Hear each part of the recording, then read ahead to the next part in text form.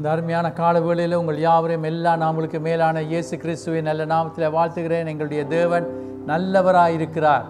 அவர் எங்களுக்கு அதிசயமான காரியங்களை நாங்கள் என்னத்தை கேட்கிறோமோ அதற்கு மேலாக அவர் செய்கிற தேவனாயிருக்கிறார். எல்லாரும் கண்களை மூடி கொஞ்ச நேரம் ஆண்டருக்கு நன்றி சொல்லுவோம். எங்களை உயிரோடு ஆண்டவர் வச்சிருக்கிறார், சுகத்தை பெலனை தந்திருக்கிறார்.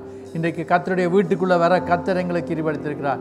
எல்லாரும் கர்த்தரை துதிப்போம், எல்லாரும் ஆண்டவரை ஸ்தோத்திரிப்போம், எல்லாரும் ஆண்டவருக்கு நன்றி சொல்லுவோம். ஹல்லேலூயா ஹல்லேலூயா. வாய்களை திறந்து நல்ல ஆண்டவரே உம்மை துதிக்கிறோம் ஐயா.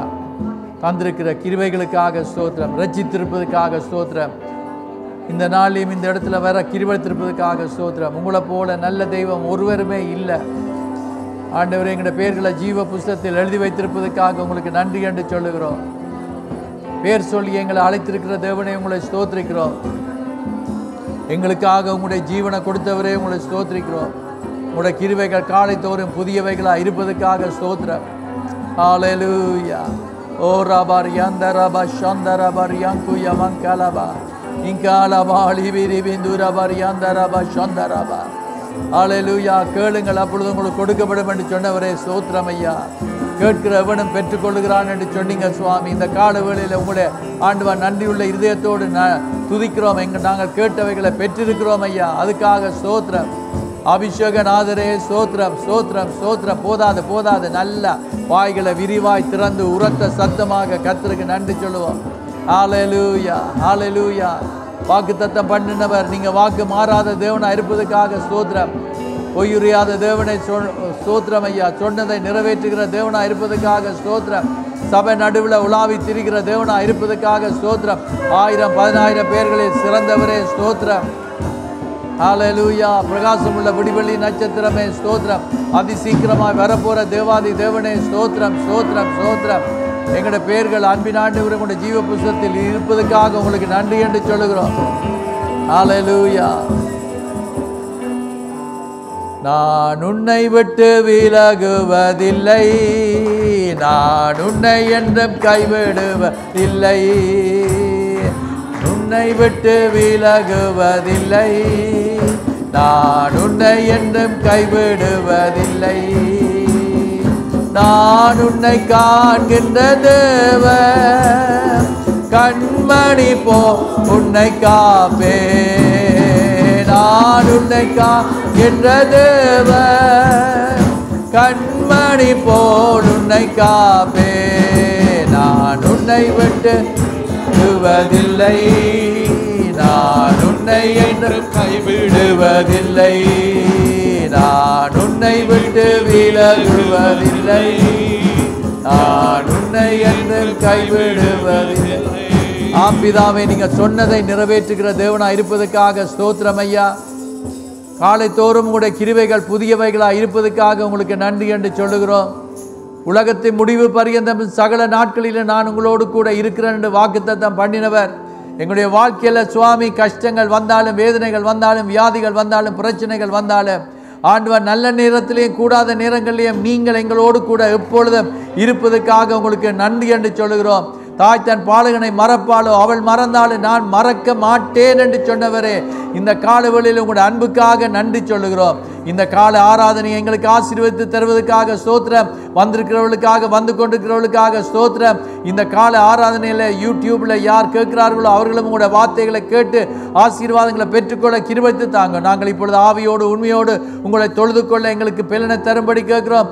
முழு இருதயத்தோடு, முழு உள்ளத்தோடு, முழு பலத்தோடு உங்களுக்கு ஆராதனையை செய்ய கிருபைத்து தாங்க சுவாமி. பெரிய காரியங்களை நடப்பீங்க சுவாமி. உங்களை மாத்திரமே நாங்கள் பார்க்க வந்திருக்கிறோமே ஒழிய மனுஷனே அல்ல சுவாமி. உங்களை பார்க்கும் வேளையில், எங்களை கண்கள் உங்கள் மேலே வைக்கும் வேளையில் நாங்கள் எந்த சூழ்நிலையிலும் ஆண்டவா நாங்கள் ஜெயம் எடுத்தவர்களாக, வெற்றி பெற்றவர்களாக, அதிசயங்களை கண்டு கொள்ளக்கூடியதாக எங்களுக்கு இருப்பதற்காக நன்றி அப்பா.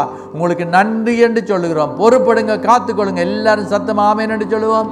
ஆமேன் ஆமேன். இந்த காலை நேரத்தில் நீங்கள் யாரும் உங்களுடைய ஆசனங்களை தயவாக அமரலாம். இந்த காலை நேரத்தில் விசேஷமாக என் கர்த்தருக்கு நான் நன்றி சொல்லுகிறேன். இந்த பலிபீடத்தை தந்து தேவனுடைய வார்த்தையை பிரசங்க பண்ண கர்த்தர் எனக்கு நல்ல ஒரு தருணத்தை தந்திருக்கிறார். ஸோ கர்த்தருக்கு நான் மனதாரமாக நன்றி சொல்கிறேன். அதே பொழுதும் எங்களுடைய தலைமை போதருக்கு என் உள்ளத்திலிருந்து நன்றி சொல்கிறேன். என்னை நம்பி இந்த பலிபீடத்தை தந்திருக்கிறார். உங்கள் மத்தியில் கர்த்தருடைய வார்த்தை பிரசங்கம் பண்ணுவதற்கு நான் அதை அசதியாக எடுக்கவில்லை. ஆகவே இந்த இடத்தில் பயத்தோடு நடுக்கத்தோடு தான் தேவனுடைய சமூகத்தில் இருந்து தேவனுடைய வார்த்தை உங்களோடு பகிர்ந்து கொள்ள நான் விரும்புகிறேன். இந்த காலை நேரத்தில் நாங்கள் யாவரும் எங்களுடைய வேதாகம் ஆதியாகமம் புஸ்தகம் 22ஆம் அதிகாரத்துக்கு எடுத்துக்கொள்வோம் என்றால்,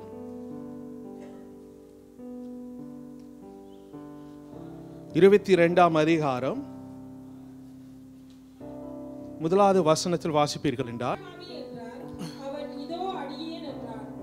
ஓகே, இந்த காலை பொழுது நேரத்தில் நாங்கள் கர்த்தருடைய வார்த்தையில நாங்கள் பார்க்கிறோம் என்றால், தேவனாகிய கர்த்தர் ஆபிரகாம் அவர் என்ன செய்கிறார் என்றால் ஒரு இடத்திலே இதில் சோதிக்கிறார் என்று காணப்படுகிறோம். இந்த காலை நேரத்தில் இது ஆண்டவர் அநேக நேரத்தில் ஆபிரகாமுடைய வாழ்க்கையில காரியங்கள் செய்திருக்கிறார். ஒன்றை நாங்கள் பார்க்கக்குள்ள ஆண்டவர் ஆபிரகாமை அழைத்தோன அவர் சொல்லுகிறார், நான் உன்னை ஆசீர்வதிப்பேன் என்று. அழைத்தோன அவர் சென்ற இடம் ஆபிரகாமுக்கு தெரியாத ஒரு இடமா இருந்தது. ஆனால் ஆண்டவர் சொன்ன காரியத்தில் அவன் கீழ்ப்படிந்து செய்தான். காணக்குள்ள அவனுடைய வாழ்க்கையில நாங்கள் பார்க்கிறோம் விதமாக அந்த ஆரம்பத்தில் ஆண்டவர் அவனோடு இருந்து காரியங்கள் செய்தார். பின்பு நாங்கள் பார்க்கக்குள்ள ஆண்டவர் அவனுக்கு வாக்கு ஒன்று கொடுக்கிறார். அது சொல்லுகிறார் என்றால், உனக்கு ஒரு குமாரன் ஒன்று தருவேன் என்று. காணப்படுகிறோம் அவருடைய வாழ்க்கையிலே ஜீவியத்தில் கிட்டடியில 99 years to 100 yearsக்கு வாக்கு கர்த்தர் கொடுத்தார். நம்முடைய வாழ்க்கையில வருடங்கள் போய்க்குள்ள ஒன்றுமே ஒரு மாற்றம் உடனே நடக்கப்படவில்லை.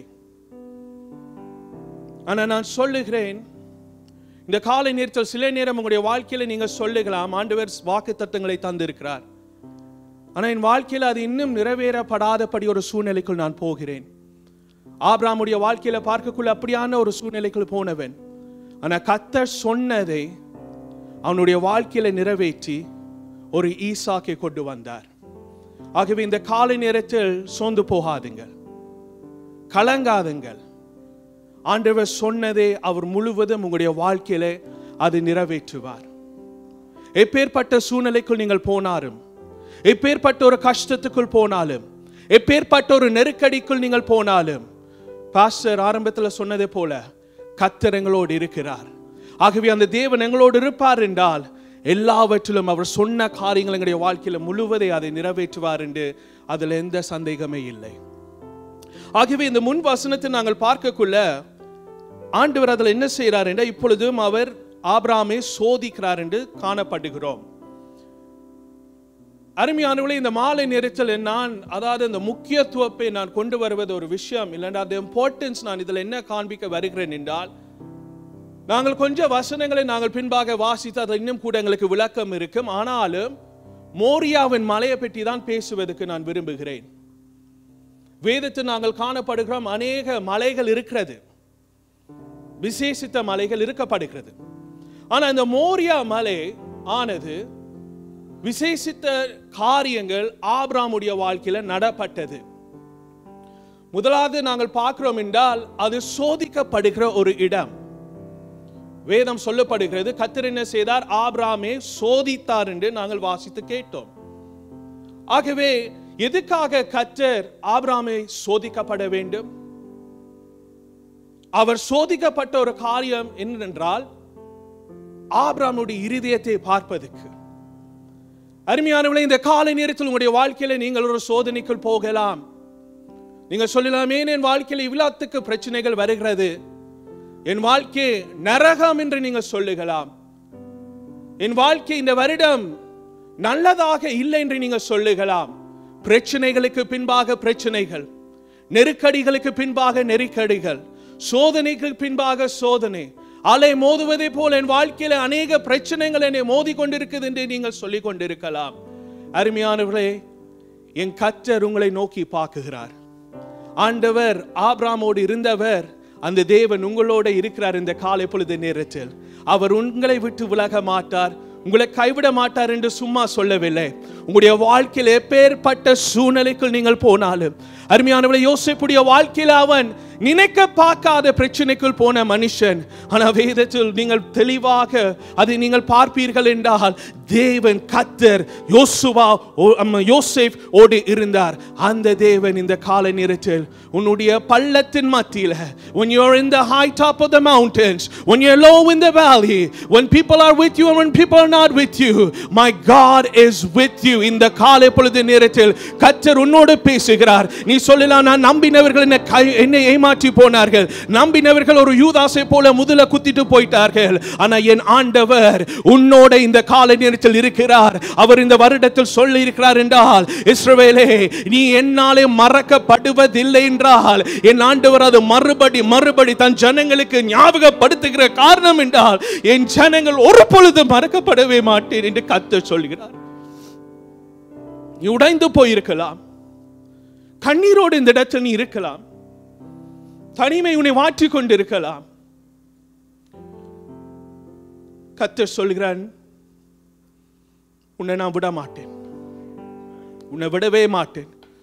உன் தலை குனிய வைத்து சூழ்நிலைகள் மத்தியில உன் தலை நிமிர செய்வேன் என்று இந்த காலை பொழுது நேரத்தில் கர்த்தர் சொல்லுகிறார். நம்முடைய தேவன் அவர் நல்லவர், அவரை போல் யாருமே இல்லை.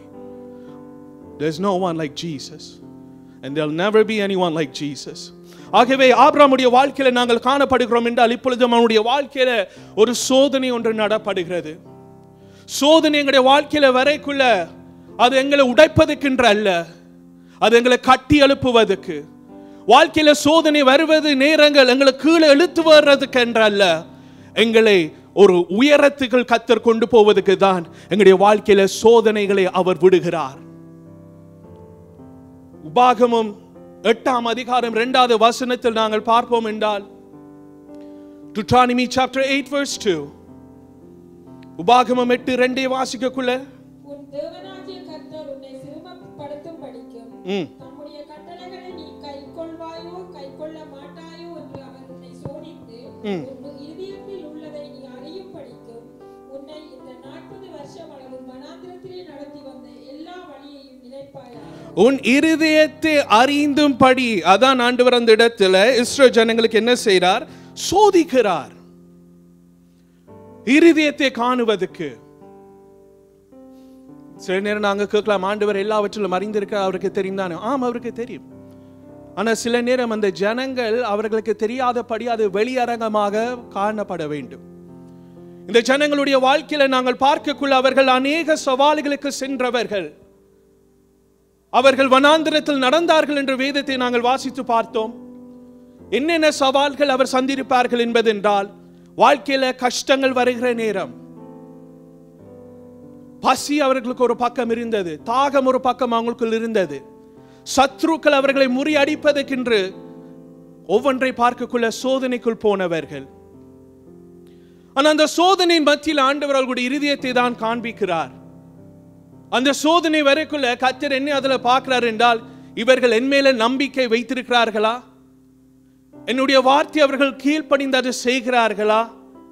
என் மேல் அவர்கள் சார்ந்திருக்கிறார்களா?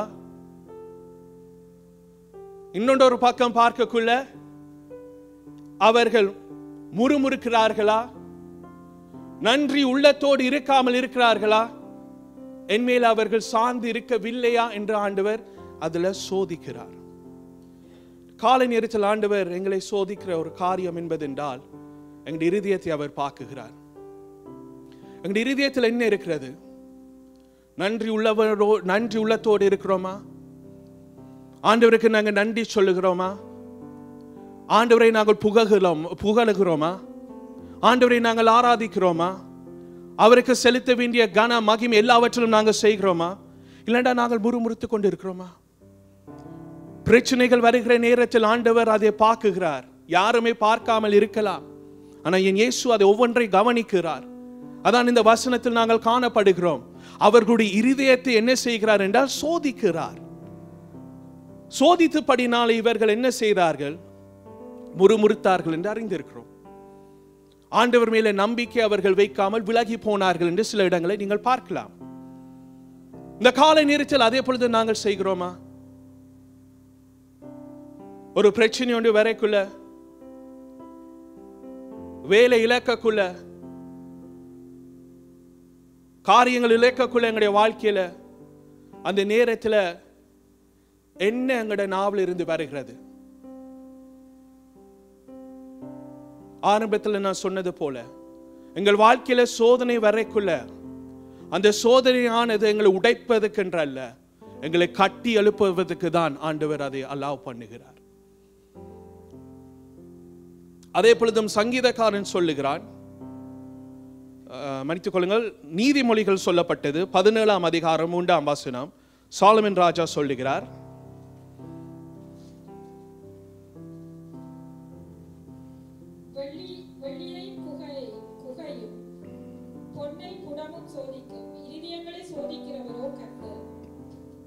காணப்படுகிறோம் என்றால் அது சில்வர் அண்ட் கோல்ட் டெஸ்ட் பண்ணுவாங்க நெருப்புல.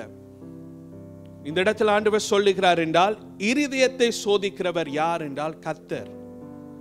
அப்ப இருதயத்தை சோதிக்கிறவர் யார் என்று நாங்கள் பார்க்கக்குள்ள அது கர்த்தர். இப்ப இதுல பார்ப்பீர்கள் என்றால் அந்த சில்வர் அண்ட் கோல்ட் அது ரிஃபைன் பண்ணக்குள்ள, விசேஷமாக அந்த சில்வர் அவர்கள் அதை எடுத்து செய்கிற நேரம் அது ரிஃபைன் பண்ணக்குள்ள அதனுடைய நோக்கம் என்பது என்றால் அதில் இருக்கப்படுகிற எல்லாம், அதில் இருக்கிற எல்லாம் இம்பியூரிட்டி, அழுக்கங்கள் எல்லாவற்றிலும் அதை எடுப்பதற்கு தான் அதில் அந்த நெருப்புல போடப்படுகிறது. எங்கள் வாழ்க்கையில் ஆண்டவர் எதுக்காக நம்மை சோதிக்கிறார் என்பது என்றால் எங்கள் வாழ்க்கையில இருக்கக்கூடாத காரியங்களை எடுப்பதற்கு தான் சோதனை அவர் விடுகிறார்.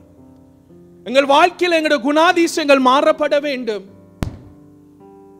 கிறிஸ்து இயேசு எனக்குள் இருப்பார் என்றால் அவருடைய குணாதிசயங்கள் ஜனங்களின் மூலமாக அதை காணப்பட வேண்டும்.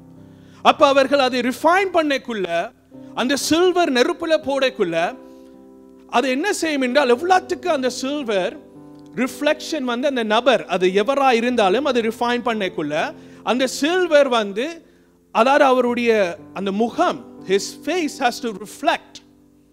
It has to reflect in the silver. அவ்வளவுக்கு அது ரிஃப்ளெக்ட் பண்ணக்குள்ள அதில் என்ன செய்வார்கள் என்றால் அது வெளியில எடுப்பார்கள். இந்த காலை நேரத்தில் நான் என்ன இதுல சொல்ல வரேன் என்றால் எங்களுடைய வாழ்க்கையில அந்த சோதனை வருகிற நேரங்கள் ஆண்டவர் இயேசு கிறிஸ்து அவர் எங்களை அந்த சோதனைக்குள் விடைக்குள்ள என்ன செய்கிறார் என்றால் அந்த ரிஃபைனர் விதமாக அவருடைய முகம் அந்த சில்வர்ல காணப்பட வேண்டுமோ அதே பொழுதும் இயேசு என்ன விரும்புகிறார் என்றால் நீங்களும் நானும் சோதனைக்குள் போகிற அந்த நேரத்தில் அந்த நெருப்புக்குள் நாங்கள் போய்க்குள்ள அவரை போல நாங்கள் மறுரூபமாக்கப்படுவதற்கு, அவரை போல நாங்கள் மாறுவதற்கு, எங்களுடைய குணாதிசயங்கள் இயேசுடைய குணாதிசயங்களாக மாற வேண்டும், எங்களுடைய பேச்சு இயேசுடைய பேச்சாக மாற வேண்டும், எங்களுடைய நடை எங்களுடைய பார்வை எல்லாவற்றிலும் இயேசுவை போல் வாழ வேண்டும். கிறிஸ்டியன் என்ற ஒரு மதம் அல்ல, it is a relationship. நாங்கள் ஒருவரோடு உறவு வைப்போம் என்றால், அவர்கள் மிக நேசிப்போம் என்றால் அவர்களை போல நாங்கள் மாறுவோம்.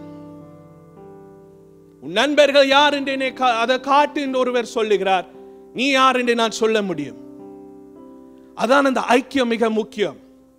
நான் நண்பர்களை பற்றி இப்பொழுதும் தொடவில்லை. நான் இயேசுவோடு ஒரு ஐக்கியத்தை வைப்பேன் என்றால் என் சுவாபம் எல்லாவற்றிலும் மாறப்படும். அதான் ஆண்டவர் இந்த கால நேரத்தில் விரும்புகிறார். இடம் கொடுப்பாயோ? கர்த்தர் பேசுகிற காரியத்துக்கு நீ இடம் கொடுப்பாயோ? காலங்கள் மிக கொடூரமாக இருக்கிறது. நாளைக்கு என்ன நடக்கும் என்று எனக்கு தெரியாது. ஆனா ஒரு பரிசுத்தவான் சொன்ன ஒரு பாடல், அதை நான் சில நேரம் யோசிக்கிற ஒரு காரணம், because he lives I can face tomorrow, because he holds my future. என்னுடைய வருங்காலம் இந்த உலகத்தில் இருக்கின்ற காரியத்தில் நிமித்தமாக அது வழி நடத்தாது. என் கர்த்தர் என் வருங்காலத்தை நடத்துவார். because he lives I can face tomorrow. ஆகவே எங்களுடைய வாழ்க்கையில அந்த சோதனை நடக்கக்குள்ள நேரங்கள் ஆண்டவர் அதிலே பார்க்கிற விஷயம் என்பதென்றால் அவரை போல நாங்கள் மாறப்படுவிடும். எங்களுடைய இருதயங்கள் கர்த்தரை போல மாறப்பட வேண்டும். 1 கொரிந்தியர் 10ஆம் அதிகாரம் 13வது வசனம். 1 கொரிந்தியர் 10ஆம் அதிகாரம் 13வது வசனம். 1 Corinthians chapter 10 verse 13. மனுஷருக்கு நேரிடுகிற சோதனையே அல்லாமல் வேறே சோதனை உங்களுக்கு நேரிடவில்லை. தேவன் உண்மையுள்ளவராய் இருக்கிறார். உங்கள் திராணிக்கு மேலாக நீங்கள் சோதிக்கப்படுகிறதற்கு அவர் இடம் கொடாமல் சோதனையை தாங்கத்தக்கதாக சோதனையோடு கூட அதற்கு தப்பிக்கொள்ளும்படியான போக்கையும் உண்டாக்குவார். ஹalleluya. காணப்படுகிறோம்டா மனுஷருக்கு நேரிடுகிற சோதனை அல்லாமல் வேற சோதனை உங்களுக்கு நேரிடாமல் தேவன் அவர் உண்மை உள்ளவராய் இருக்கிறார் என்று சொல்லப்பட்டது. எங்கள் வாழ்க்கையில் அந்த சோதனைகள் வரைக்குள்ள ஆண்டவர் எங்களை சும்மா அந்த சோதனைக்கு விட்டுட்டு பார்த்து கொண்டிருக்க மாட்டார். எங்களுடைய திராணிக்கு மேலாக எங்களுக்கு முடியாத நேரம் it is too much என்று சொல்லக்குள்ள வேதத்தில் நாங்கள் பார்க்கிறோம் அவர் உண்மை உள்ளவர் என்று உண்மைதான். ஆனா அந்த இடத்தில் தப்புவதற்கு அந்த இடத்துல நாங்கள் எஸ்கேப் பண்ணுவதற்கு ஒரு வழி கர்த்தர் அதை உண்டாக்குவார். அந்த வழி யார் என்றால் இயேசு கிறிஸ்து. இயேசு தான் வழி என்று நாங்கள் காணப்படுகிறோம். ஆகவே அந்த சோதனைக்குள் அவர் எங்களை தப்பக்குள்ள இயேசு என்ன செய்கிறார் என்றால் எங்களுக்கு பலன் தருகிறார். இயேசு என்ன செய்கிறார் என்றால் அவர் எங்களுக்காக பரிந்து பேசுகிறார்.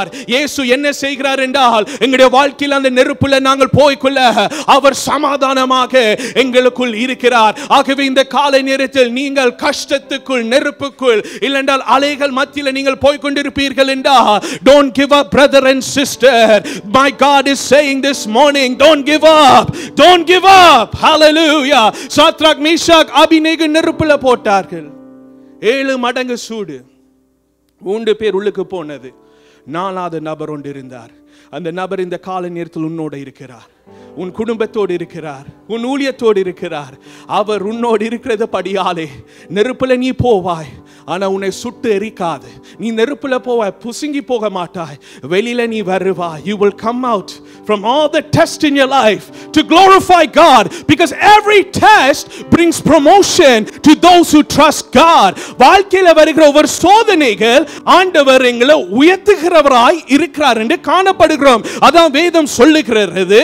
நாங்கள் பாடுகள் அவரோடு நாங்கள் பாடுகள் செலுத்தினால் அவர் என்ன செய்வார் என்றால் அவரோடு நாங்கள் ஆளுகை செய்கிறோம் என்று வசனம் சொல்லப்படுகிறது. ஆகவே எங்கள் வாழ்க்கையில அந்த சோதனை வரைக்குள்ள அந்த கஷ்டம் வரைக்குள்ள அந்த நெருக்கடிகள் வரைக்குள்ள அந்த உபத்திரங்கள் வரைக்குள்ள அது கொஞ்சம் நேரம் தான். அந்த நேரம் லைஃப் லாங்கா இருக்காதையா. அதுல ஆண்டவர் வெளியில உங்களை கொண்டு வருவார். இந்த காலை நேரத்தில் அந்த சோதனைக்குள் இந்த காலை பொழுது நேரத்தில் ஒரு முடிவு வந்துட்டு நீங்கள் வெளியில வந்துட்டீங்க. You are out of it. அநேகர்கள் நீங்கள் அந்த சோதனைக்குள் போகிறீர்கள். கர்த்தர் என்ன கைவிட்டாரோ என்று நீங்கள் கேட்கிற ஒரு நிலைமை. கர்த்தர் உங்களை கைவிடல. தானியேல் அவரை கைவிட்டதில்லை. சாத்ராக் மேஷாக் ஆபேத்நேகோ கர்த்தர் கைவிட்டதில்லை. பரிசுத்தவான்கள் வேதத்தை நீங்கள் புரட்டு வாசிப்பீர்கள் என்றால் அவர்கள் தன்னுடைய ஜனங்களை அவர் ஒரு பொழுதும் கைவிட்டதில்லை. நீங்கள் அவருடைய ஜனமாக இருக்கிறது படியாலே கைவிட மாட்டார். ஆகவே முதலாவது காணப்படுகிறோம் மோரியா மலை என்ன செய்யப்படுகிறது? சோதிக்கப்படுகிற ஒரு இடம். ஆபிரகாமுடைய வாழ்க்கையில இதான் அவன் சோதிக்கப்படுகிற ஒரு நிலைமைக்குள் வந்திருக்கிறான். அவன் தன்னுடைய குமாரன் இப்பொழுது கர்த்தர் என்ன கேட்கிறார் என்றார். அவருடைய குமாரன் யாருடைய குமாரன்? ஆபிரகாமுடைய குமாரன் ஈசாக்கை என்ன செய்ய வேண்டும்? கர்த்தருக்கென்று பலி செலுத்த வேண்டும், தகன பலியாக. யோசித்து பாருங்கள், ஆபிரகாமுக்கு கிடைக்கப்பட்ட குமாரன் எவ்வளவு வேதனையாக அவனுக்கு இருந்திருக்கும், எவ்வளவு கஷ்டம் அவனுக்கு இருந்திருக்கும். இவ்வளவு வருஷமாக நாங்கள் காத்திருந்து ஆண்டவர் எங்களுக்கு ஒரு அருமையான ஒரு மகன் எங்களுக்கு தந்திருக்கார். இப்பொழுதும் கர்த்தர் என்ன கேட்கிறார் என்றால் தகன பலியாக செலுத்த. எப்படி ஆபிரகாமுடைய உள்ளம் இருந்திருக்கும்? அவனுடைய உள்ளம் உண்மையாக கவலைப்பட்டிருப்பான். அவன் சில நேரம் அவனுக்கு என்ன செய்ய தெரியாத ஒரு சூழ்நிலை அவனுக்கு ஏற்பட்டிருக்கலாம்.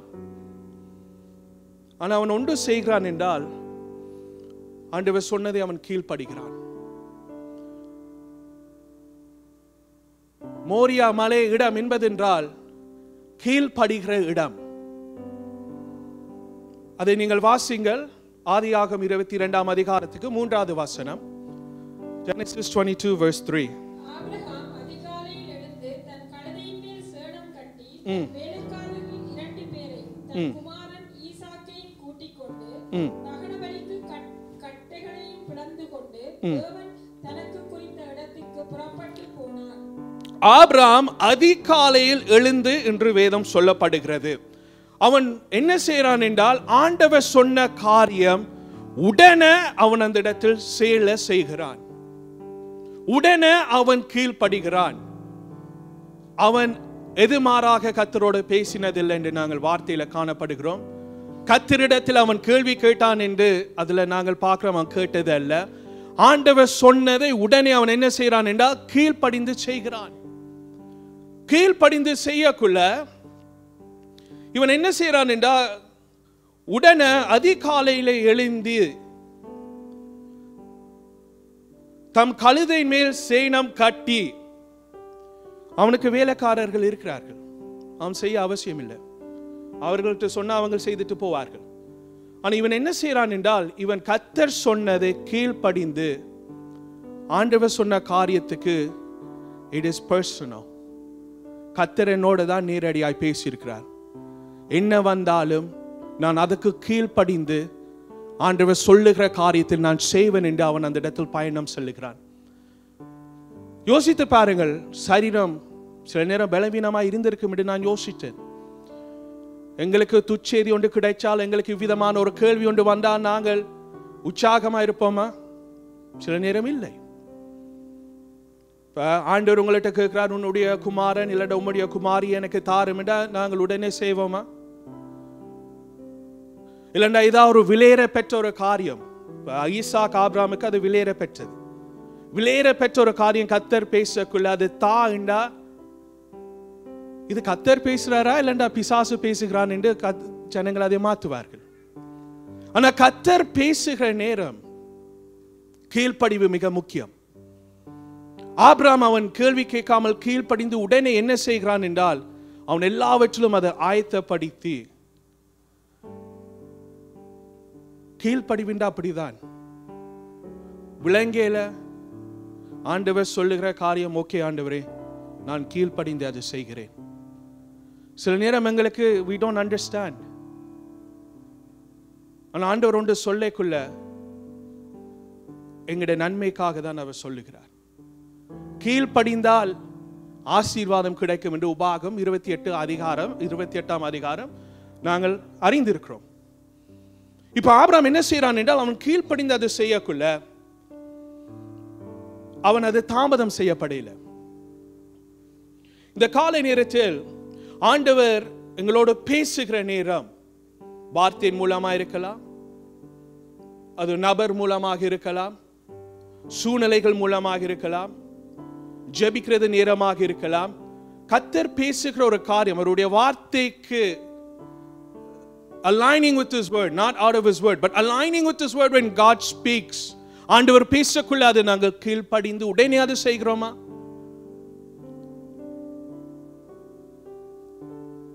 சில நேரம் நாங்கள் அதை தாமதித்து, ஆண்டவர் என்னை இது செய்வதற்கு கர்த்தர் என்னோடு பேசியிருக்கிறார், ஆனா அதை நான் தாமதிக்கக்குள்ள என்ன நடக்கும் என்றால், எங்களுடைய இருதயத்துக்குள்ள அது சந்தேகத்தான் கொண்டு வரும். ஒரு தேக்கம், ஒரு தயக்கம், hesitation. ஆண்டவர் ஒன்று சொல்லிக்குள்ள உடனே அதை செய்தால் எங்களுக்கு ஆசீர்வாதம் ஆண்டவர் தருவார். வேதத்தில் நாங்கள் உதாரணத்தை பார்க்கலாம் என்றால், Psalms 119:60, 119ஆம் சங்கீதம் 60வது வசனம், 119ஆம் சங்கீதம் 60வது வசனம்.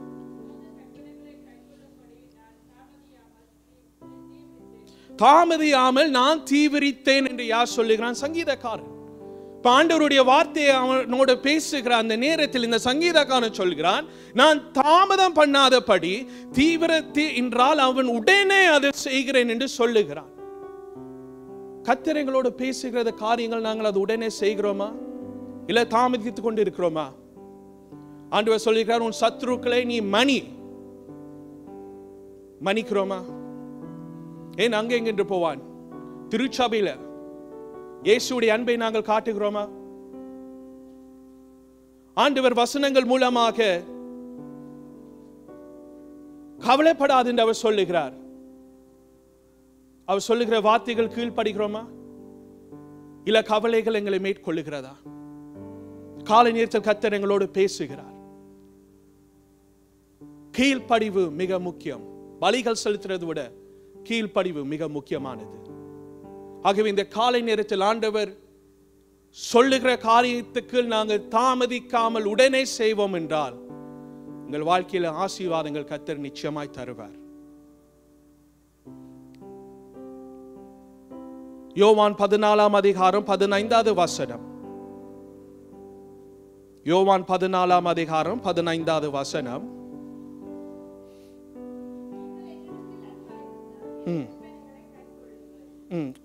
ஆண்டவர் இயேசு சொல்லுகிறார், அவர் மேல நாங்கள் அன்பா இருப்போம் என்றால் அவருடைய வார்த்தைகளை நாங்கள் கைக்கொள்ளுவோம். ஒருவரை நாங்கள் அன்பு கூறுவோம் என்பதென்றால் நாங்கள் கீழ்ப்படிவோம். காரணம் என்றால்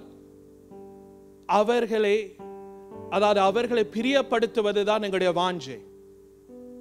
ஒருவரை நாங்கள் மிக நேசிப்போம் என்பதென்றால் ஆண்டவர் சொல்லுகிறார், அவருடைய வார்த்தையை, அதாவது நாங்கள் இயேசுவை நேசிக்கிறோம் என்றால் அவர் சொல்லுகிற வார்த்தைக்கு நாங்கள் கீழ்ப்படிந்து அதை நாங்கள் செய்வோம்.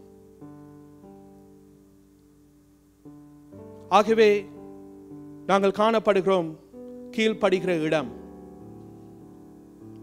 அதே பொழுதும் தேவைகள் சந்திக்கப்படுகிற ஒரு இடம். மோரியா மலை தேவைகள் சந்திக்கப்படுகிற ஒரு இடம். வாசிங்கள் ஆதியாகமம் திருப்பி 22ஆம் அதிகாரம்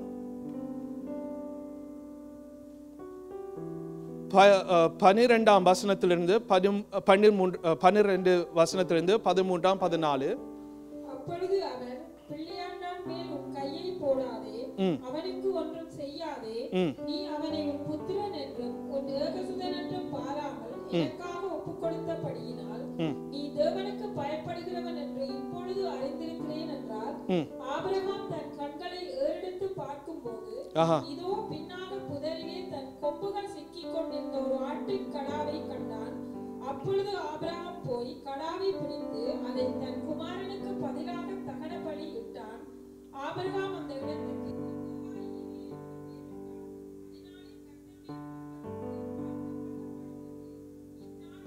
சொல்லப்பட்டு வருகிறது. ஆமே. நாங்கள் காணப்படுகிறோம் என்றால் ஆபிரகாம் என்ன செய்தான் என்றால் அந்த நேரத்தில் அவன் தன்னுடைய மகனை கொண்டு போகிறான் பலி செலுத்த. ஆண்டவர் சொன்ன காரியத்தில் உடனே அவன் கீழ்ப்படிந்து இப்பொழுதும் தன்னுடைய மகன் அவன் அந்த இடத்தில் பலி செலுத்துகிற நேரம் வந்தது. அவனுடைய மகன் வேண்டுமென்றால் அவன் ஒரு வாலிபனா இருந்தான். அவன் வேண்டுமென்றால் அவனுடைய தகப்பனாரை தள்ளி விட்டு இருக்கலாம். அப்ப என்ன செய்றீங்க, உங்களுக்கு என்ன பைத்தியம் என்று சொல்லி இருக்கலாம். ஆனா வேதம் அப்படி சொல்லப்படல.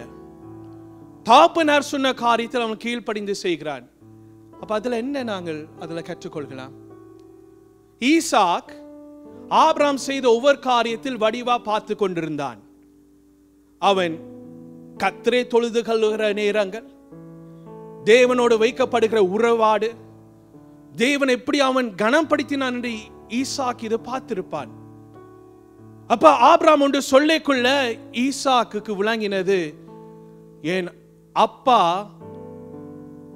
தேவனோட நல்ல ஒரு உறவு ஒன்று வைத்திருக்கிறார், இதே ஒரு நோக்கத்தோடு தான் கர்த்தர் இது என் வாழ்க்கையில் அது செய்கிறார் என்று.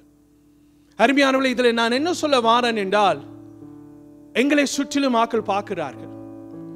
வேலை ஸ்தலமா இருக்கலாம், குடும்பமா இருக்கலாம், ஊழியமா இருக்கலாம், எந்தெந்த இடங்கள் போனாலும் ஜனங்கள் எங்களை சுற்றி பார்க்கிறார்கள். அந்த இடத்துல நாங்கள் சாட்சியாக இருக்கிறோமா? அந்த இடத்துல நாங்கள் இயேசு அவர் எனக்குள் இருக்கிறார் என்று நாங்கள் எங்களுடைய நடை, பேச்சு எல்லாவற்றிலும் அதுல நாங்கள் காட்டுகிறோமா?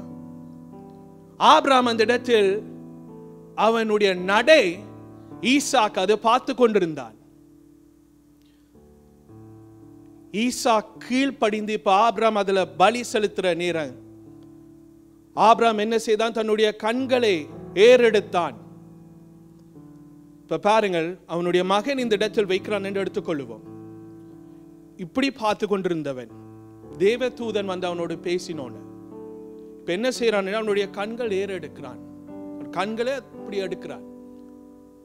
அதுல என்ன நாங்கள் கற்றுக்கொள்ளலாம் என்றால், சூழ்நிலை சில நேரம் எங்களுடைய கண்கள் அதன் மேல நாங்கள் வைப்போம். சூழ்நிலைகள் மேல கண்களை வைக்கக்குள்ள சூழ்நிலையோடு தான் நாங்கள் இருப்போம். ஆனால் எங்களுடைய கண்களை ஏறெடுப்போம் என்றால், நாங்கள் எங்களுடைய கண்கள் கடவுள் இயேசு மேல வைப்போம் என்றால், அந்த இடத்தில் அவன் கண்கள் ஏறெடுத்தது படியாலே அதுல நாங்கள் பார்க்கிறோம் ஒரு ராம் அதுல வந்தது. கண்கள் ஆண்டவரோடு நாங்கள் ஏறெடுப்போம் என்றால், உயர்த்தி அவரை நோக்கி பார்ப்போம் என்றால், நான் சொன்னேன், தேவைகள் சந்திக்கப்படும். ஒரு ஆச்சரியமான காரியம் என்றால், நான் யோசித்தேன், அந்த ராம் ஆடு என்று எடுத்துக்கொள்வோம், அது கொம்பு வைத்திருக்கு. அப்ப அது ஒரு இடத்துல அது சிக்கினால் அது எடுக்கக்குள்ள சில நேரம் அது அதாவது அடிக்க வரும். ஆனா அது செய்யவில்லை. ஆபிரகாம் அது எடுத்தோன அவனுக்கு அந்த காரியம் அது நடந்ததில்லை என்று நாங்கள் காணப்படுகிறோம். ஆபிரகாம் அது ஈஸியா எடுக்கிறான். அப்ப என்ன இதுல வருகிறது என்றால், நாங்கள் ஆண்டவருக்கு முதலிடத்தை கொடுப்போம் என்றால் எங்கள் தேவைகள் சந்திக்கப்படுவது உண்மைதான். மத்தேயு 6:33 நாங்கள் அறிந்திருக்கிறோம் அந்த வசனம்.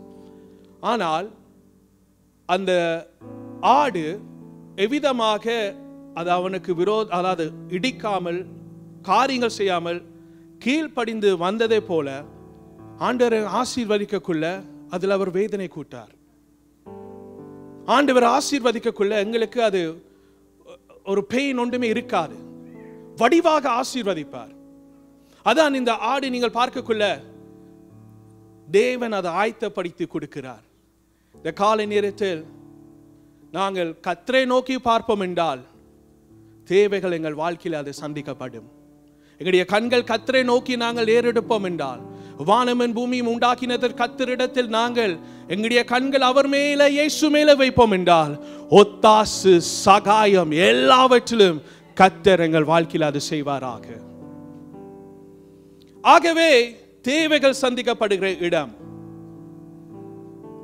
அது மட்டுமில்லாமல் உயிர்ப்பிக்குகிற இடம், உயிர்ப்பிக்குகிற இடம். இந்த காலை நேரத்தில் உங்களுடைய வாழ்க்கையை செத்து போகிறது நிலைமைக்குள் நீங்கள் போகலாம். ஆவிக்குரிய வாழ்க்கை கீழே சாகிறது நிலம். வேதத்தை வாசிக்க நான் விரும்பினேன், ஆனா முந்தி மாறி வாசிக்க அப்படி எனக்கு இருக்கல. பைபிள் வாசிக்க நான் விரும்புறேன், ஆனா இப்ப எனக்கு பைபிள் வாசிக்க கொஞ்சம் கஷ்டமா இருக்கிறது. சாகிறது நிலைமை. இல்லைன்னா உங்களுடைய விசுவாசம் சில நேரம் மறிக்கிற ஒரு சூழ்நிலைக்குள் போகலாம். பரிசுத்தம் சில நேரம் உங்களுடைய வாழ்க்கையில மறிக்கிற சூழ்நிலைகள் போகலாம். ஆனால் இந்த காலை நேரத்தில் உயிர்ப்பிக்கிற தேவன், உயிரோடு எழும்பின இயேசு, அவர் ஒரு வார்த்தை சொன்னால் அற்புதம் நடக்கும், உண்மைதான். ஆனா அவருடைய குரல், hallelujah, the voice of the Lord is powerful. காதேஷின் வனாந்திரத்தில் அது அதிர செய்யும். அது என்ன காதேஷின் வனாந்திரத்தில் அதிர செய்யும் என்றால், ஒன்றுமில்லாத இடங்கள், வழிகள் இல்லாத இடங்கள், வழிகள் கர்த்தர் செய்கிற உண்மை உள்ள தேவன். உலர்ந்த எலும்புகள் உயிரட செய்தவர். இந்த காலை நேரத்தில் உன் வாழ்க்கையை என் ஆண்டவர் உயிர்ப்பிக்க இந்த காலை நேரத்தில் வந்திருக்கிறார். ஆகவே அவன் என்ன செய்யறான் என்றால், இதுக்காக இதை நான் எடுத்திருக்கிறேன் என்றால் நாங்கள் அதை பார்க்கலாம். அதாவது 5வது வசனம், 22ஆம் ஆதியாகமம் 5ஆம் வசனம், Genesis chapter 22 verse 5. அப்பொழுது ஆபிரகாம் வேலைக்காரரை நோக்கி, நீங்கள் கழுதையை நிறுத்தி இங்கே காத்திருங்கள், நானும் பிள்ளையாண்டானும் அவ்விடம் மட்டும் போய் தொழுது கொண்டு உங்களிடத்துக்கு திரும்பி வருவோம் என்றான். தொழுது கொண்டு உங்கள் இடத்துக்குள் திரும்பி வருவோம் என்று அவன் சொல்லுகிறான். ஆண்டவர் சொல்லுகிறார், பலியாக செலுத்து. பலியாக செலுத்தக்குள்ள என்ன நடக்கும்? முடிந்த கதை. ஆனா ஆபிரகாம் இதுல சொல்லுகிறான் என்றால், நாங்கள் வேலைக்காரனை பார்த்து சொல்லுகிறோம், நாங்கள் தொழுது கொள்ள போறோம், உங்களிடத்துல நாங்கள் திருப்பி வருவோம் என்று. நான் யோசித்தேன், எதுக்காக ஆபிரகாம் இது சொல்லியிருப்பான் என்று. எபிரியருக்கு எழுதப்பட்ட நிருபம் 11ஆம் அதிகாரத்துக்கு எடுத்துக்கொள்வீர்கள் என்றால் 17ஆம் வசனம் 19ஆம் வசனம், எபிரியர் 11ஆம் அதிகாரம் 17ஆம் வசனம் 19ஆம் வசனத்தை மேலும் விசுவாசத்தினாலே ஆபிரகாம் தான் சோதிக்கப்பட்ட போது ஈசாக்கை பலியாக ஒப்புக்கொடுத்தான். ஈசாக்கினிடத்தில் உன் சந்ததி விளங்கும் என்று அவனோடே சொல்லப்பட்டிருந்ததே. இப்படிப்பட்ட வாக்குத்தத்தங்களை பெற்றவன் மரித்தோரில் இருந்து எழுப்ப தேவன் வல்லவராய் இருக்கிறார் என்று மரித்தோரில் இருந்து எழுப்ப தேவன் வல்லவராய் இருக்கிறார் என்று ஆபிரகாம் அதுல சொல்லுகிறான். ஆபிரகாம் பார்த்திருப்பான் யாராவது செத்தவர்கள் உயிரோடு எழுப்பினது என்று? நோ. ஆனா அவனுடைய விசுவாசத்தை பாருங்கள். நான் யோசித்தேன், எதுக்காக அவன் இது சொல்லியிருப்பான் என்றால், ஆதியாகமம் 17ஆம் அதிகாரத்தை எடுத்துக்கொள்ளுங்கள். 19வது வசனத்தை ஒன்றை நாங்கள் பார்க்கக்குள்ள கர்த்தர் வாக்கு ஒன்று கொடுக்கிறார். Genesis chapter 17 verse 19. அப்பொழுது தேவன் உன் மனைவியாகிய சாராள் நிச்சயமாய் உனக்கு ஒரு குமாரனை பெறுவாள். அவனுக்கு ஈசாக்கு என்று பெயரிடுவாயாக. என் உடன்படிக்கையை அவனுக்கு பின்வரும் அவன் சந்ததிக்கு நித்திய உடன்படிக்கையாய் ஸ்தாபிப்பேன். ஹalleluya. அவனுக்கு வருகிற சந்ததி உடன்படிக்கை ஆண்டவர் என்ன செய்கிறார் என்றால் அது நித்திய உடன்படிக்கை செய்வன் என்று கர்த்தர் சொல்லுகிறார். அப்ப ஆபிரகாமுக்கு தெரிய வந்துட்டு, நாங்கள் தொழுது கொள்ள போகிறோம், என் மகன் சாக வேண்டிய ஒரு நிலைமையில் இருந்தால் கர்த்தர் அவன் உயிரோடு எழுப்புவார். இந்த காலை நேரத்தில் ஆண்டவர் ஆபிரகாமுக்கு வாக்கு கொடுத்தது போல ஈசாக்குடைய சந்ததி கர்த்தருடைய உடன்படிக்கை அவர்களுக்கு கிடைத்தது போல இந்த காலை நேரத்தில் நான் சொல்லுகிறேன், உன் வாழ்க்கையில நீ எப்பேற்பட்ட ஒரு காரியத்துக்குள் நீ போவாய் என்றால் நீ கலங்காதே. ஆண்டவர் உடன்படிக்கையின் தேவன். அவர் வாக்கு ஒன்று சொன்னால் அதை முழுவதை நிறைவேற்றுவார். சேருபாபேலுடைய கையில் எடுத்து அஸ்திபாரத்தை கட்டுவதற்கு ஆண்டவர் சேருபாபேலை உபயோகித்தார். அஸ்திபார வெத்தி கட்டி ஆண்டவர் சொன்ன அந்த வார்த்தையில நீங்கள் பார்ப்பீங்கள், கட்டினது அஸ்திபாரத்தை முடிக்க இருப்பேன் என்றுதான். உன் வாழ்க்கையில நீ தொடங்கின காரியங்கள் ஊழியமாயிருக்கலாம், முடிக்க ஆண்டவர் உன்னோடு இருப்பார். God will be with you until he finishes the work. Thank you, Lord. He won't leave you halfway, but he will accomplish it through your hands. Glory to God. ஆகவே நாங்கள் பார்க்கிறோம் என்றால் அவன் இந்த இடத்துல நாங்கள் காணப்படுகிறோம், அது உயிர்ப்பிக்கிற இடம். அது மட்டும் இல்லாமல் சந்ததிகளை ஆசீர்வதிக்கிற இடம். ஆண்டவர் சந்ததி ஆசீர்வதிக்கிற தேவன். எடுத்துக்கொள்வோம் 22ஆம் அதிகாரம் 17ஆம் வசனத்திலிருந்து 18வது வசனம். இது கர்த்தர் ஆபிரகாமுக்கு சொல்லுகிறார். காரணம், ஆபிரகாம் கீழ்ப்படிந்து செய்தது படியாலே இப்பொழுது ஆண்டவர் ஒரு வாக்கு அவருக்கு கொடுக்கிறார். வாசியுங்கள். உன் சந்ததியை வானத்து நட்சத்திரங்களைப் போலவும் கடற்கரை மணலைப் போலவும் பெருகவே பெருக பண்ணுவேன் என்றும் உன் சந்ததியார் தங்கள் சத்துருக்களின் வாசல்களை சுதந்தரித்துக் கொள்ளுவார்கள் என்றும் நீ என் சொல்லுக்கு கீழ்ப்படிந்தபடியினால் உன் சந்ததிக்குள் பூமியில் உள்ள சகல ஜாதிகளும் ஆசீர்வதிக்கப்படும் என்று என் பேரில் ஆணையிட்டேன் என்று கர்த்தர் சொல்லுகிறார் என்றார். ஹalleluya. அதுல கர்த்தர் சொன்ன காரியங்கள் அவன் கீழ்ப்படிந்தது படியாலே ஆண்டவர் அவனை ஆசீர்வதித்து சந்ததியை பெருக செய்தார். சந்ததி பெருக செய்தார். அந்த சந்ததியில இஸ்ரவேல் ஜனங்கள் வந்தார்கள். அந்த சந்ததியில தீர்க்கதரிசிகள் வந்தார்கள். அந்த சந்ததியில ராஜாக்கள் வந்தார்கள். சாலமன் ராஜா அந்த இடத்தில் வந்தார். ஆண்டவர் சாலமன் ராஜாவை எடுத்து மோரியா இடத்துல ஒரு ஆலயத்தை கட்ட கர்த்தர் அதில் ஒரு அற்புதத்தை செய்தார். மோரியா இடம் நாங்கள் பார்த்திருக்கிறோம். மோரியா மலை. ஆபிரகாம் ஒரு மனுஷன் கீழ்ப்படிந்து கர்த்தர் சொன்ன வார்த்தைகளுக்கு கீழ்ப்படிந்து தன்னை ஒப்பு கொடுத்தது படியாலே சந்ததி ஆசீர்வதிக்கப்பட்டது. சாலமன் ஒரு ஆலயத்தை அந்த இடத்தில் கட்டினார். அது மட்டும் இல்லாமல் எங்களுடைய அருமையான இயேசு கிறிஸ்து கொல்கட்டா மலையில மோரியா இடம், அந்த இடத்தில் அவர் எங்களுக்காக பலியானார். இனிமே பலி செலுத்துவதற்கு அவசியமே இல்லை. அவர் எங்களுக்கு பலியானார். இயேசு கிறிஸ்து உங்களுடைய நோய்கள், வருத்தங்கள், உங்களுடைய சாபங்கள் எல்லாவற்றிலும் அவர் மேலே எடுத்து சிலுவையில் அவர் கடைசியாக சொன்ன வார்த்தை என்றால் எல்லாம் முடிந்தது. ஹல்லேலூயா. நமக்கு கிடைக்கப்பட்ட ஸ்லாக்கியம், கிடைக்கப்பட்ட ஆசீர்வாதம், ஆபிரகாமுக்கு கிடைக்கப்பட்ட ஆசீர்வாதம் கிறிஸ்து இயேசுவின் மூலமாக எங்களுக்கு கிடைக்கிறது. ஆகவே இந்த காலை நேரத்தில் நாங்கள் பார்த்திருக்கிறோம் எப்பேற்பட்ட இடம். ஒருவேளை சோதனைக்குள் போகலாம், ஒருவேளை நீங்கள் கீழ்ப்படுகிற ஒரு நிலைமைக்குள் போகலாம், கீழ்ப்படிய வேண்டும். ஒருவேளை சில நேரம் நீங்கள் ஒரு தேவையோடு வந்திருக்கலாம், ஆனால் தேவைகள் சந்திக்கிற இடத்துல நீங்கள் இருக்க வேண்டும். இயேசுடைய பாதப்படி சொன்னதை போல முடிந்த சூழ்நிலைக்குள் வந்திருக்கலாம். உயிர்ப்பிக்கிறது இடம் இயேசுடைய சமூகம், ஆசீர்வாதிக்கிறது இடம் இயேசுடைய சன்னிதானமும் திருச்சபை.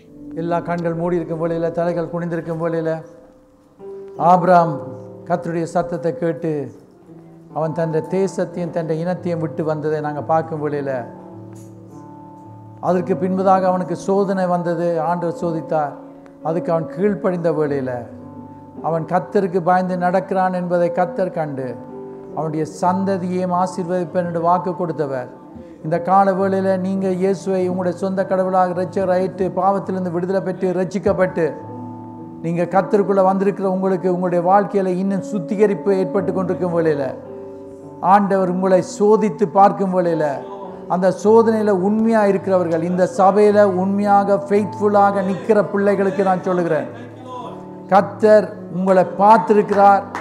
அவர் உங்களை ஆசீர்வதிக்கிறது மாத்திரமல்ல, உங்களுடைய குடும்பத்தை, உங்களுடைய சந்ததியை ஆசீர்வதிப்பார். ஆகவே அதுக்கு தகுதியாக இருக்கிறவர்களுக்கு மாத்திரம், எல்லாருக்கும் வராது, எல்லாருக்கும் வராது. ஆனால் அதுக்கு தகுதியாக ஆபிரகாமை போல இருந்த மனுஷர்களாக நீங்கள் இருக்கிறவர்கள், கீழ்ப்படி உள்ளவர்கள், என்னத்தான் நடந்தாலும் எதுதான் நடந்தாலும் நாங்கள் கர்த்தருக்கென்று கர்த்தர் எங்களுக்கு தந்திருக்கிற சபையில் நிலைத்திருப்போம் என்று நிற்கிற ஒவ்வொருவரையும் கர்த்தர் ஆசீர்வதிப்பார். அப்படிப்பட்டவர்கள் நீங்கள் முன்னால் வரும்போது உங்களுக்காக நான் ஜெபம் பண்ண போகிறேன். இந்த சபையில் நான் ஃபெய்த்ஃபுல்லாக நிற்க கர்த்தர் என்னை அழைத்திருக்கிறார். நான் இந்த இடத்துல ஃபெய்த்ஃபுல்லாக நிற்கிறேன், உண்மை உள்ளவனாக உண்மை உள்ளவளாக இருக்கிறேன். என்ற மனதில் 2 மனம் இல்லை, என்னுடைய 2 எண்ணங்கள் இல்லை. நான் கர்த்தருக்குள்ள உறுதியாக நிலைத்திருக்கிறேன். இந்த கால வேளையில் கர்த்தர் ஆபிரகாமை ஆசீர்வதித்தது போல அவர் என்ற சந்ததியை ஆசீர்வதிக்க சித்தமுள்ளவராக இருக்கிறார் என்பதை நான் இந்த இரவு இந்த கால வேளையில் அறிந்திருக்கிறேன் என்று சொல்லுகிறவர்களுக்காக நான் ஜெபம் பண்ண போகிறேன். கிதில முன்னுக்கு வாழ்ந்த ஆக்கள் மாத்திரம் கிதில உங்களுக்காக நான் ஜெபம் பண்ண போகிறேன். இது விசேஷித்த விதமான ஜெபம். மற்றவர்களுக்காக நான் பிறகு நான் ஜெபம் பண்ணுவேன். ஹல்லேலூயா, ஹல்லேலூயா, ஹல்லேலூயா. பிதாவே, இந்த கால வேளையில் உங்களை துதிக்கிறேன் ஐயா. அன்பின் ஆண்டவரே, எங்களுடைய வாழ்க்கையில் எத்தனை கஷ்டங்கள் வந்தாலும், எத்தனை சோதனைகள் வந்தாலும், அந்த சோதனைகளில் உண்மையாக இருக்கும் வேளையில் ஆபிரகாமை ஆசீர்வதித்தவர் ஆண்டவா. இன்றைக்கு மோரியா மலையை குறித்து அந்த இடம் எப்படிப்பட்ட இடம் என்பதை நாங்கள் பல காரியங்களை பார்த்தோம் அப்பா. இந்த வேளையில் யாரெல்லாம் ஆண்டவா தங்களை ஒப்பு கொடுத்து கொண்டிருக்கிறார்களோ அவர்களுடைய தேவைகளை நீங்கள் சந்திக்கிற தேவன், அதிசயங்கள் செய்கிற தேவன், அற்புதங்கள் செய்கிற தேவன். ஆண்டவா, ஈசாக்கு தன் தாப்பன் செய்கிறதை பார்த்து கொண்டு இருந்தது நிமித்தமாக ஈசாக்கு ஆசீர்வதிக்கப்பட்டான் என்பதையும், அவனுடைய மகன் யாக்கோபையும் அவனுடைய சந்ததியாரும் இஸ்ரவேல் மக்களும் ஆசீர்வதிக்கப்பட்டதை இந்த கால வேளையில் நாங்கள் நினைவு கூறுகிறோம் ஐயா. அந்த சந்ததிக்குள் நாங்கள் வந்திருக்கிறோம் அப்பா. ஆண்டவா, அந்த கீழ்ப்படி உள்ள பிள்ளைகளாக இருக்கும் வேளையில், ஆண்டவா எதையும் செய்ய ஆயத்தமா இருக்கும் வேளையில், தியாக வாழ்க்கை செய்ய ஆயத்தமா இருக்கும் வேளையில், கர்த்தர் உயிர்ப்பிப்பார் என்ற மகனை அவன் கொடுத்த வாக்குத்தத்தம், நீர் தந்த வாக்குத்தத்தம் காலங்கள் கடந்தாலும் நிறைவேற்றுவீங்க என்பதை நான் அறிந்திருக்கிறேன் என்று சொன்ன அந்த ஆபிரகாமுடைய வாழ்க்கையில சுவாமி செய்த அதிசயங்கள் இப்பொழுது இந்த இடத்துல முன்னுக்கு வந்திருக்கிற ஒவ்வொருவரும் ஆண்டவர் ஃபெய்த்ஃபுல்லா நிற்கிறவர்களை, ஃபெய்த்ஃபுல் பீப்புளை, அன்பின் ஆண்டவர் உண்மை உள்ளவர்களை இப்பொழுது சுவாமி நீங்க காண்கிறீங்க. அவர்களுடைய சந்ததியை till the coming of the Lord Jesus Christ, இயேசு கிறிஸ்து இந்த உலகத்தில் வந்து எங்களை கொண்டு போகும் வரைக்கும் அவர்கள் ஆசீர்வாதமாக செழிப்பாக இருப்பார்களாக. இனிமேல் இன்றைக்கு இருந்து நீங்கள் ஞாபகத்தில் வைத்துக் கொள்ளுங்கள், உங்களுடைய பிள்ளைகள் ஆண்டவர் ஆசீர்வதிக்கப்பட்டவர்களாக இருக்கிறார்கள், கர்த்தரால் ஆசீர்வதிக்கப்பட்டவர்கள். ஒன்றும் தொட முடியாது என்ற இயேசுடைய இரத்தத்தால் மூடப்பட்டிருக்கிறார்கள். You live a example life. அவர்களுக்கு நீங்க ஒரு முன்மாதிரியான வாழ்க்கையை நடத்துவீங்கள் என்றால், you set a good example like ஆபிரகாமை போல நீங்க ஒரு முன் உதாரணமாக இருப்பீங்கள் என்று சொன்னால், உங்களுடைய பிள்ளைகள் உங்களுடைய அடிச்சுவடுகளில் பயமில்லாமல் நடக்க ஆரம்பிப்பார்கள்.